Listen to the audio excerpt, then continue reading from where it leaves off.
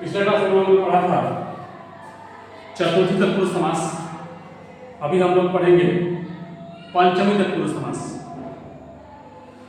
पंचमी तत्पुरुष समास के बारे में बतलाया गया है कि जिस समासिक समस्त पद के पूर्व पद में पंचमी विभक्ति रहे उसे पंचमी तत्पुरुष समास कहते हैं या अपादान तत्पुरुष समास कहते हैं। चूंकि अपादान कारक का चिन्ह जो होता है वह से जुदाई होता है और अपादान कारक की यदि विभक्ति की बात करें तो उसमें पंचमी विभक्ति होती है। इसलिए या तो हम अपादान तत्पुरुष समास कह सकते हैं और नहीं तो पंचमी तत्पुरुष समास कह सकते हैं। अब उदाहरण हम लोग देखेंगे। पहला उदाहरण दिया गया है बलहीन, जिसका विग्रह होगा बल से हीन अर्थात बल के बिना।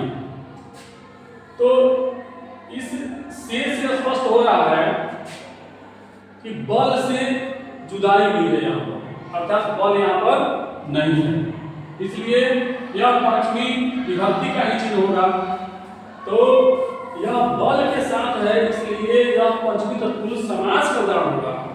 फिर देख रहे धनहीन अर्थात धन से हीन, यानी धन का यहाँ पर अभाव है, धन यहाँ पर नहीं है, धन यहाँ से अलग है। नेत्रहीन नेत्र से हीन, नेत्र। फिर शक्तिहीन शक्ति से हीन, अन्नहीन अन्न से हीन, क्रियाहीन क्रिया से हीन, गुणहीन गुण से हीन। फिर है रसहीन रस से हीन। जाति भ्रष्ट अर्थात जाति से भ्रष्ट।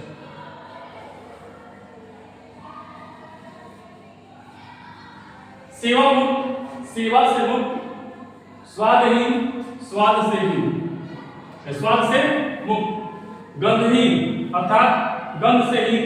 दयाहीन अर्थात दया से हीन। बंधन मुक्त अर्थात बंधन से मुक्त।